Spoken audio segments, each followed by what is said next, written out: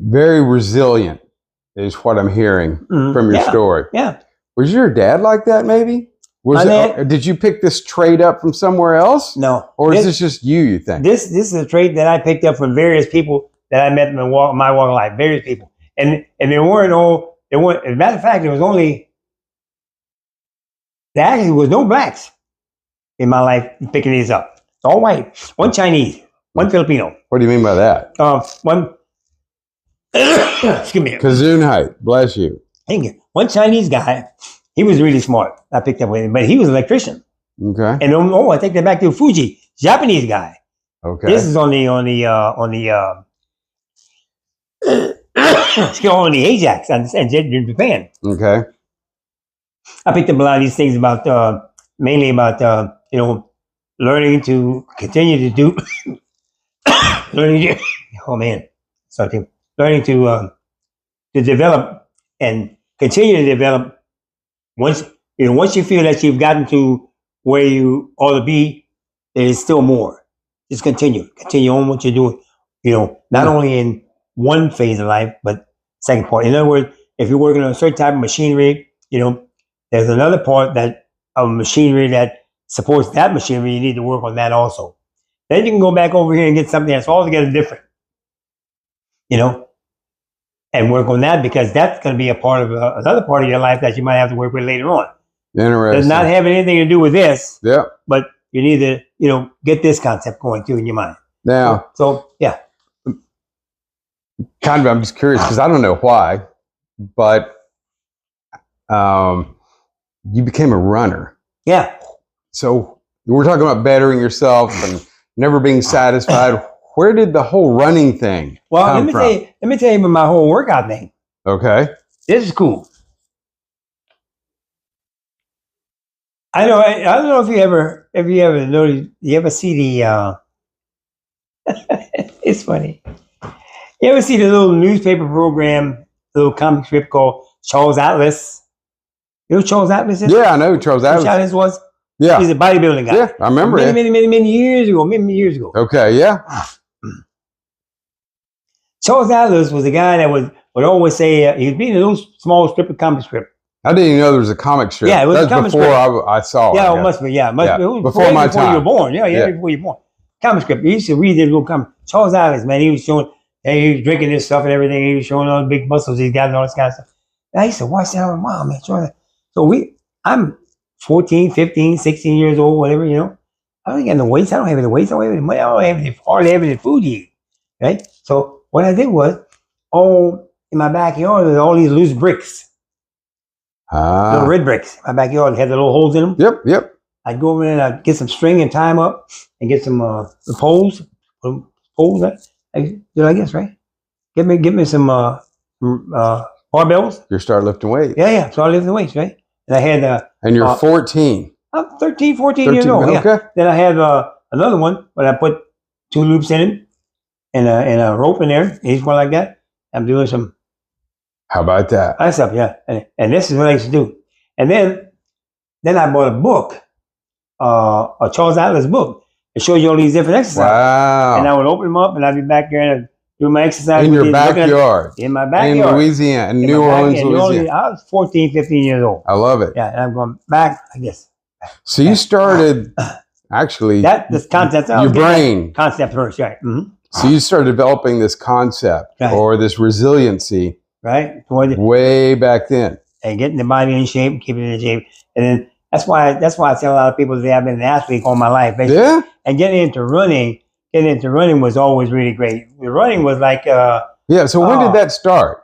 Oh geez. To be perfectly honest with you, running was like what was I? With karate is running. Okay. Running, but not in the marathon part of it. Was the exercise part with the karate. Yeah. Running barefooted. You did that back in yeah. I know you used to do that with us. Yeah. And back in Japan, did the same thing. Okay. So I ran through the streets of Sasebo barefooted along with my Japanese counterparts. So all your classmates, you all are running together barefoot. Well, we did it on the base also. Okay. At the dojo on the base. Okay. We ran around a little bit. We didn't run too much. They didn't want to let us run too much on the base. Downtown Sasebo, we So I'm curious. for you as a student, was that like how you did with us? Was that like part of the warm up? Oh yeah, exactly. It's part of the warm up. Yeah. Okay. Part of the warm up. We run down the street. We used to run through Norfolk and everything when I was in Portsmouth. When I was stationed here. Yeah. Oh, John Nelson when he was my student. We used to run all over Portsmouth, all over the street, back.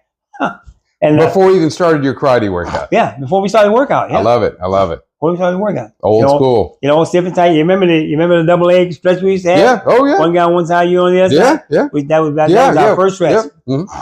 And yeah, that was the main thing. And then after that, I used to do a little bit of running here and there. Just running 2, 3, 4, 5 miles. Wasn't breathing right until I got to working heavy into karate, and I started breathing real right. Okay. While I was running, which I get you learn to control your breathing. Exactly, control breathing, and then I almost like competitive running. They say I don't know competitive, but when I got over to Rhoda, just run the marathon, like organized races, yeah. And so forth. And then I would 5Ks and 10Ks, and if I came back to the States or anything, I would run 5, 10Ks, whatever. And then, different ships I was on. We used to run all the time on the ship, like all the aircraft carriers. Just if we run on the deck? If we come back, I'd run the flight deck all the way around here. We did we transited the Suez Canal. Okay. 9 days after my 50th birthday. Okay. We ran a 26-mile marathon around the USS America. As we transited the Suez Canal. Me and about 15 other guys. How old were you at that time? Well, yeah, I was 48. I'm 50. I was 50. Where you I retired the next year. Wow. On the USS America. On the USS America, yeah. Wow. Yeah. Now, do you remember, I'm curious, do you remember your very first marathon? Yeah. When and where? I remember my very first attempt at a marathon. Okay. Road to Spain. I was stationed in Italy. Okay. I was stationed in Italy. Naples? In Naples, yeah. Okay. Well, Naples. I was on the old Piedmont out of Naples. Then the Piedmont brought Piedmont back to the States. Then rode the Albany back to Gaeta. Okay. So I was 4 years in Naples. 4 years in Italy. Gotcha. And they were asking guys saying, well, they sent a big brochure all over Europe from Rhoda. How about that? For the annual down in Rhoda for the marathon. Okay. 26-mile marathon. And if you want to go, sign up and everything. If the command lets you go, So the command said, yeah, okay, you can go. Yeah, hop on a car and flew in the Rhoda. So everybody out there, you see guys come from Germany, from Turkey, from France, from Spain, from other parts of Spain, from Portugal, from all over Europe. Yeah. And some guys from the States also. Okay.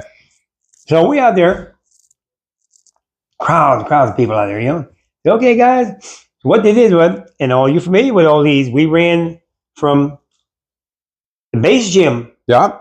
Base gym, the little restaurant where my dojo on was. The corner. I remember the corner. Right on the yeah. We run from there. We run down that big long main street. Okay. Then we took a right about halfway down, if I can remember, and you got on another main street. And we ran all the way down. Then you had the swimming pool and base housing on this side. Yes. And you keep running all the way out. Where you used to live, yeah. Yeah. It used to be USA housing. Yep, that's where I lived. You live in USA. And then the old base housing, we used to call it old base housing. That's where I lived. Yep.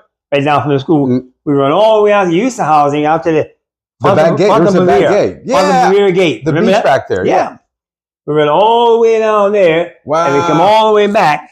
And we did that 3 times. Oh, wow. 3 times. That's a good run. 3 times. We run out there 3 times. And I did about 1.5 times. Yeah. And I'm running. And I'm hurting and running, limping and hurting and running. And then I started to watch. I said, oh, man, I can't make it anymore. My knees was hurting and everything. My shins, everything was hurting. So they had the little pickup wagon. They had the one that air deal, little what do they call them, little thing that pull the airplanes. Yeah. And they had a big bed in the back. Yeah. And they drive around. Just getting that, huh? You want to walk? You no, jump on there and ride. They'll ride you. They were just picking up people. Yep. They were driving around me. So they see somebody. Hey, you walking? You want? I get on. Yeah. Because no, I'll walk a little bit and then I'll run. Some guy was just resting. Yeah. People that couldn't make it anymore, like me, we just jump on. How old were you when you did that first marathon? My first marathon, I was 39, 40. 39. Okay. Okay. 39. And so yeah, when we got down to the thing down there, and everybody's waiting, you know, after all the runners came in, when the time was out, all the runners came in. There was still a lot of runners out there on the road at 5 hours. So we had the big old thing going at the gym. At what was the name of that gym? Like a celebration, you mean, or Yeah, a little party or whatever. Yeah, you know, everybody gets trophies. Rec center. Everybody get the trophies at the rec center. Get the trophies, first place, second place, So Lieutenant Commander Phillips, never forget this guy. He's fast, man. He was really fast. I think he came in second. Wow. Because we had a young boy by the name of Brian. I forget his name. Tall white guy, blonde. Brian, somebody's name. That guy was class runner. He was a class runner. He came in first. There was another guy came in right behind him, and then Lieutenant Commander Phillips came in third. Okay. He was pretty. Phillips at the time. He looked like he was probably in his 40s. Okay. Probably in his 40s. Good shape. So everybody was eating bananas, you know, getting the potassium and everything back, talking and, you know, stretching and trying to stretch everything. He came over and looked at me. He says, you try to run the race in those shoes? Now, here's where I had Converse. The Converse, a flat Converse. Like a basketball shoe. Like a basketball, flat, like these things are flat. Yeah. So these things are much better than those. I mean, flat, nothing. Yeah. He said, you got no support on your ankle? He said, when you stop, did your knees hurt? Oh, yes, sir. Your ankles hurt? Yes, sir. Your toes hurt? Yes, sir. He said, you need to get a good pair of shoes. He said, I watched you when you took off everything. You got good form and everything. He said, but you got bad shoes. How about that? You got some bad shoes. So he said, here. He said, where you from? I said, well, I came down from Naples, Italy. He said, okay. He said, good, because I would say something. He said, go down to the exchange down there and get your pair of Italia Sport. Italia Sport was the Italian Navy, Italian American type of shoes. They call Italia Sport. Okay. That was I don't know. I think they were the only one that sold them. Interesting. Okay. He said, get your pair of those. But he knew. He knew. Yeah, you know. They get your pair of those. And he says, I guarantee you'll be a lot better when you do your runs and everything. When you do your practice runs and all, you'll be a lot better. So I got these things. And these things were so light, you can put both of them in one hand. It's very, they were light, very, very light. But they had the cushions on the inside. Everything was supported on the right. And you put those things on, man, you run on air. You felt okay. Oh, man, yeah, those things are beautiful. How about that? Those things are beautiful, yeah. And I did my practice runs. Yeah. Practice run. I'm going to tell you what, I did practice runs. Well, it didn't do too much in Rhoda. It didn't have too much fog in Rhoda. We had some fog in Rhoda from time to time. But in Italy, it got so foggy, you couldn't see anything. And I lived halfway between the base and the hospital, and everything was over here. And then Gaeta was down this way, 25, 30 kilometers. That's where my ship was. Yeah. And I had to go that way to get to my ship. And I leave the house. My wife, Lorraine, she would say, Joe, it's so foggy. How are you going to get to the base? I said, well, I got to go in. I got to get in, So I get out there and I'd be riding a little white line. I'm going very, very, very slow. And it was dangerous because the Italians didn't care. They drive like, they didn't care. They drive like crazy. But this is like 5 o'clock in the morning. Yeah. Getting 5 o'clock in the morning. So just about as I started to get in the Gaeta, it started to lighten up again. Okay. Started to lighten up. So it was a little easier to get there after a while. But in the weekends, when I encountered any kind of fog and stuff like that, I used to run. And Lorraine, she would tell me all the time, Joe, I said, don't worry, I know the road. I know the road because I used to run that road all the time. Yeah. So I basically had the road in mind, even when I'm running.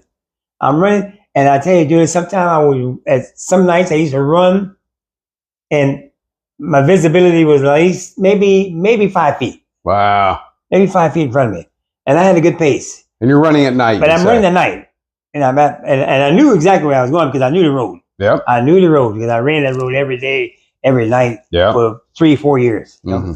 And one time when I was running one of them, I kind of slipped a little bit, but I got my bearings and I was good. Wow. And I come back home and she sitting there waiting. I said, what are you doing up? said, what am I doing up? I'm just waiting to make sure you get back all right. I love You it. know? I said, oh, I'm all right. You know, I'm okay. Yeah. Well, Now- she said, well, where'd you go? I told her, I said, well, I went down to Chipiona. Not Chipiona, but the base, where the movie house. She said, Joe, that's 4 miles away. I said, all right. Yeah, it's 4 miles there, 4 miles back. In the fog. I said, yeah. She said, oh, she goes, oh man, you're just running. You know, I said, what's the matter? Yeah, I said, don't worry about it. I go in and take a shower and everything. I love it. Yeah, and jump in the bed, and next morning, you know, it's all nice and clear. Hit the road again. I love it. Hit the road again for about another 8-10 miles, and you know, it was just beautiful. I just love running, man. I love running. But No. I think well, we'll go to another question for you. But I think the best run that I've had. You remember it? I left. Oh yeah. I left it. Well, it was the best run, but it didn't turn out right. I'm the best shape I was in for the run, but it didn't turn out right. When I did Athens, Greece. Okay. The marathon of all marathons, where it all started years ago. Okay. I was in Italy. The team went from Italy to Greece. All right. And when we were all in good shape, 5 of us. So you're a much better runner by this time. Oh yeah, I'm a great runner by this time. By the time we got there, and some said, "Hey man, we're gonna go for a run." The one guy said, "No man, I want to go for a run. I'm gonna relax a while." So I called myself going for a run, you know. And for some reason, the air and everything over in Athens was a little different. But I ran 3 miles and ran back. By the time I got back, I had that. You know, you ever had where you catching a cold and you start getting a line of coolness right in here? Yep. And you knew you was gonna start getting clogged up. I got so clogged up. It's like the beginning of it. Yes. I got clogged that next morning, man. I was hurting. And all of a sudden that evening, I started getting chills. I got a bug like you would not believe, man. I started sweating. I was drinking orange juice. I was taking 8 aspirins and everything. I was like, oh, man. I'm sitting there shaking and everything.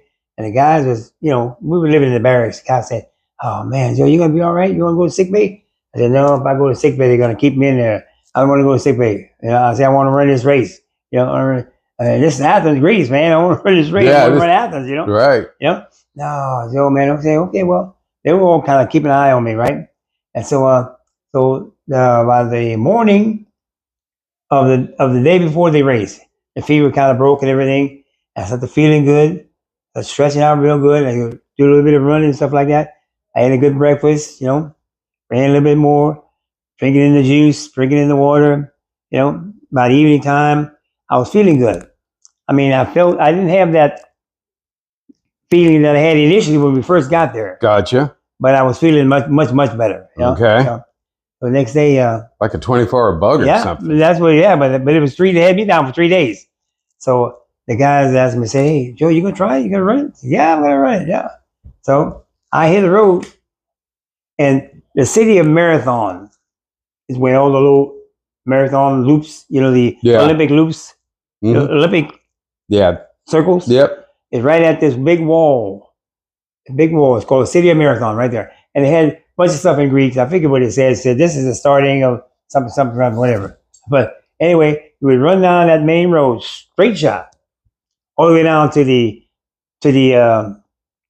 Coliseum. Okay. Wow. All the way down to the Coliseum down there. Yeah, the stadium, the stadium, main stadium, Athens Stadium. Athens Road, the stadium, big stadium. Anyway, and I tell you what, after about maybe 18 miles, it started to get to me, you know. I mean, because I had sweating so much. I had been sweating so much before, and it was starting to get out of me, right?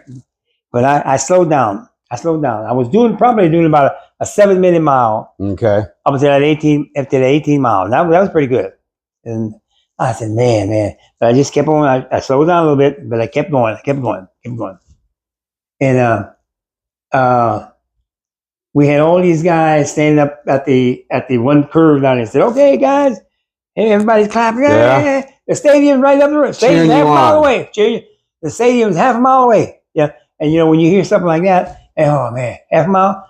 And then you start picking it up. Everybody starts picking it up. Yep. Because everybody's cheering. All these guys have already raced and they've already came down on the road cheering you off. And these guys have gotten there before you. Mm-hmm. Come on, man. You got half a mile to go. Come on. And yeah, it's a great feeling when you come through those gates and all these people up and staying up there cheering, hey, America, America, you know, all these guys are stationed in Greece and everything. Yeah.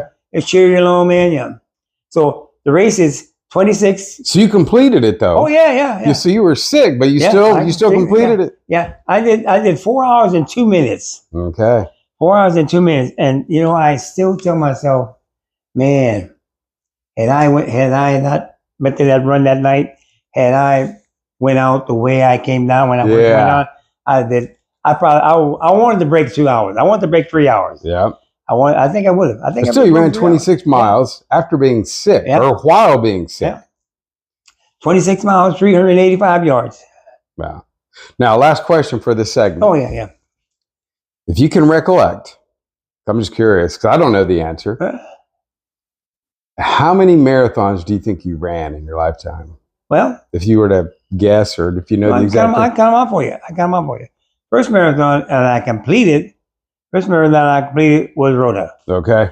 First 3 marathons I completed was Rota. Okay. Then from there we came to on the Carrier the Yorktown. Okay. Yeah, marathon there. I did the Marine Corps marathon. I did Shamrock here, 2 Shamrocks here. I did the 3 more in the Rota when we got back to Rota. Okay. The second time we got back to Rota, I did Madrid. Yep. I did Germany. I did Italy from the Coliseum in Italy, out 13.5 miles back to Coliseum, and then it came back to the States and did the Shamrock, my last Shamrock State. So I'm looking at about 18. That's pretty good. 18 marathon. I did my last marathon when I was 67. Wow. Pretty cool. Yeah, 67. It was a fun marathon. It wasn't nowhere near as fast as I felt like I wanted to be. I could have been, but because I really wasn't in that good shape. But you still completed it. I finished, yeah. And I was out on the road a long time though. I was out on the road just under 5 hours. Wow. And but the thing about it though, Junior, when I crossed the finish line, everybody's clapping. Hey, across the finish line. Sure. I looked behind. There was still a whole bunch of people behind me. How about that? So you weren't last. Yeah, no, I was not last. There was no way I was last. I looked behind. Oh yeah, okay. Pretty cool. It was good. Yeah. Very cool. I did 18 marathons. Yeah. That's a lot. I had the Marine Corps marathon was good. Marine Corps marathon. What year did you run the Marine Corps marathon? I was 40. What was I? 46. 46. I was 46. Wow. I got my little shirt back there, Marine Corps shirt, and I wear that shirt all the time. How about that? And because it's got the Marine Corps, it's gold and Marine Corps. Yep. Marine Corps assembly emblem and everything on it. USMC on it and everything. And then when I'm in the gym, like one time, one guy in the gym, a guy called my hoorah, hoorah, Marine Corps stuff. He thought you were a Marine, huh? Yeah. I said, I'm not a Marine, man. I said, I'm a sailor. You know? Say, you're a sailor? I said, yeah. I said, you're just like some other people that looked at me before until I showed them. I said, look at the shirt. You look at it, Marine Corps marathon. Oh, yeah, okay. So you ran the marathon, right? Yeah. I said, yeah. I said, it was a retired Marine Corps lieutenant colonel gave me this. Because all the guys that was over 40, when you come down the road, because you had a number on you. And all your numbers were 40 and over. I love it. Okay. So that way they know what group you're in. Right, exactly. So you run down the road and you see you coming, hey, come over this way. So I have to go this way. Other guys went this way. People, whoever went that way. And he gave you the shirt. I love it. That was pretty cool. We all got the shirt. I mean, everybody got a shirt, but they, the 40-year-old guys know what the older guys. You got the shirt. Yeah, we got the shirt. Yeah. That was pretty cool.